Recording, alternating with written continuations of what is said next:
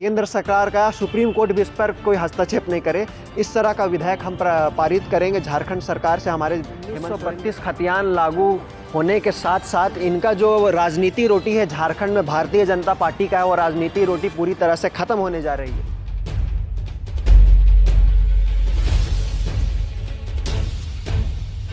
जोहार, आप देख रहे हैं करंट खबर। मैं हूं आपके साथ श्रेया रतन। झारखंड में 1932 खतियान को लेकर के सियासत मचा हुआ है। इसको लेकर के जब से कैबिनेट में स्वीकृति मिली है उसके बाद से पक्ष और विपक्ष में अलग अलग बयान जारी है। इस वक्त हमारे साथ इस मुद्दे पर बातचीत करने के लिए है शशि पन्ना जी, जो 1932 खतियान को लेकर के संघर्ष करते रहे हैं इनकी मांग को लेकर के। तो हम इनसे बातचीत करते हैं। तो शशि पन्ना जी, सबसे पहले आपको झारखंडी जोहार। झारखंडी जोहार और खतियानी जोहार।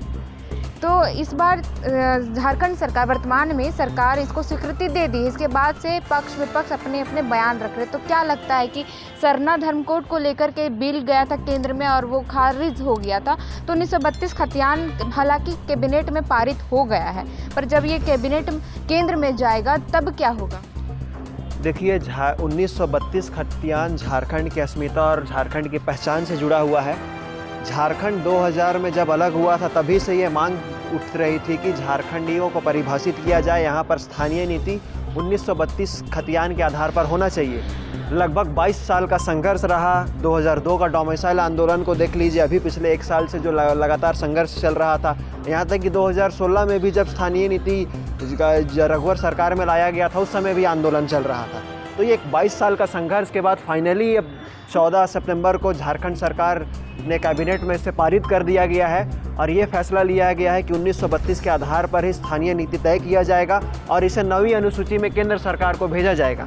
तो ये सरकार की बहुत बढ़िया पहल है और मैं माननीय मुख्यमंत्री और झारखंड सरकार के सभी मंत्रियों को मैं धन्यवाद देना चाहता हूँ कि अब आखिरकार 22 साल के बाद एक झारखंड को अपनी पहचान मिला, अपने अस्मिता मिला है और ये 9वीं अनुसूची में भेजा जाएगा। तो मैं एक बात कहना चाहता हूँ कि ये 9वीं अनुसूची जो है ये एक जुडिशियल रिव्यू से बाहर है। इसमें जो भी कानून को 9वीं अनुसूची में डाला जाता है वो जुडिशियल रिव्यू से बाहर है। तो ये सरकार का बहुत अच्छा कदम है ताकि ये कोर्ट का इंटरफेरेंस है, जो कोर्ट में जो बार बार मामला लंबित हो जाता था और कोर्ट के वजह से वो इस बार ये बाधा जो है ये हट जाएगी और अब पूरी तरह से ये जो खेल ये जो पाला है ये पूरी तरह से केंद्र सरकार के ऊपर पड़ता है। बीजेपी जो है ये कुछ दिन पहले ये मांग कर रही थी कि 32 के आधार पर आप स्थानीय नीति बनाइए। आज सरकार लागू कर दी तो उसमें चुप्पी साधी हुई, इसको आप कैसे देखते हैं? देखिए, 1932 खतियान लागू होने के साथ साथ इनका जो राजनीति रोटी है झारखंड में भारतीय जनता पार्टी का है, वो राजनीति रोटी पूरी तरह से ख़त्म होने जा रही है। ये जो सीए और एनआरसी का सपोर्ट करने वाले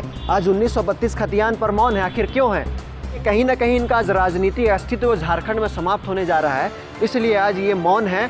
और ये कुछ लोग हैं कि बोल रहे हैं कि विधि सम्मत नहीं है। अगर विधि सम्मत नहीं है तो आप सुझाव दीजिए क्या विधि सम्मत है।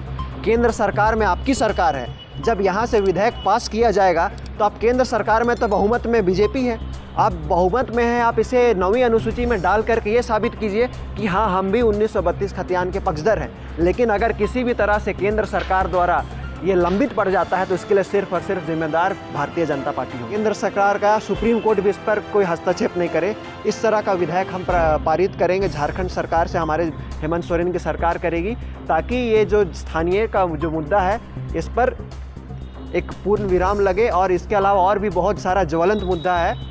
झारखंड की अस्मिता, झारखंड की पहचान, झारखंड की रोजी रोजगार, झारखंडियों का हक अधिकार, इस पर हम आगे की ओर बढ़ सके और एक झारखंड एक प्रगति राज्य की ओर बढ़ सके। शशि जी, जैसा कि आपने कहा कि झारखंडियों की अपनी पहचान और उनको हक अधिकार मिल सके, तो यहाँ पर अगर हम देखें तो सीएनटी एक्ट जैसा बना था तो उसमें भी इस एक्ट के तहत आदिवासियों को अपना हक अधिकार मिलता है ज़मीन को लेकर के। पर अभी जो हम देखें इसी राज्य में सीएनटी एक्ट का उल्लंघन हो रहा है, इसको आप क्या देखते हैं? क्योंकि लंबे अरसे के बाद 1932 खतियान आधारित स्थानीयता पर वर्तमान सरकार मोहर लगाती, पर इस तरह के जो मामले हो रहे हैं, इस कानून का उल्लंघन हो रहा है, इस पर क्यों नहीं विचार कर रही सरकार? देखिए, सीएनटी एक्ट जो 1908 में पारित हुआ और एसपीटी एक्ट 1949 में जो पारित हुआ, ये एक हमारे लिए एक लैंड प्रोटेक्टिव लॉ है, भूमि संरक्षण कानून है हमारे लिए।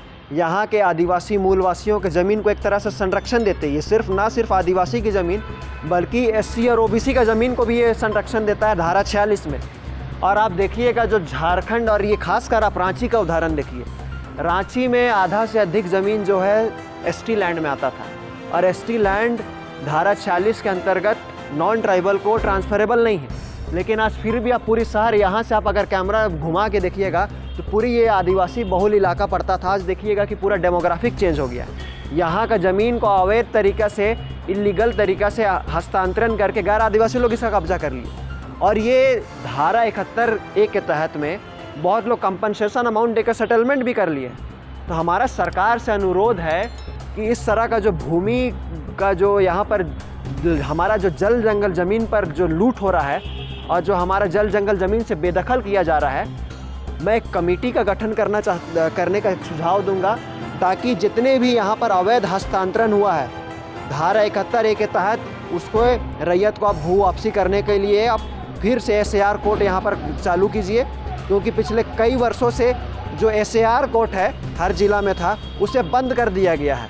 तो SAR कोर्ट जो है, SAR कोर्ट को पुनः चालू करके यहाँ पर जितना भी अवैध तरीके से जो ज़मीन हस्तांतरण हुआ है उसको आदिवासी रैयतों को वापस दिया जाए ताकि CNT एक्ट का जो कानून है सख्त रूप से लागू हो सके और बाहरी जो इस तरह से गैर कानूनी काम कर रहे हैं उस पर कड़ी से कड़ी कानूनी कार्रवाई की जाए ताकि आने वाला भविष्य में वे लोग इस तरह का ज़मीन लूट ना कर सकें। बहुत बहुत धन्यवाद शशि पन्ना जी। ये थे शशि पन्ना जी जिन्होंने 1932 खतियान आधारित स्थानीयता की मांग लंबे समय से की थी वर्तमान सरकार के आते ही, और इन्होंने इस बात को लेकर के इस पूरे मसले को लेकर के हमारे साथ अपनी बात साझा की। बाकी की तमाम खबरों के लिए बने रहे करण खबर के साथ। रांची से मैं श्रेया रतन।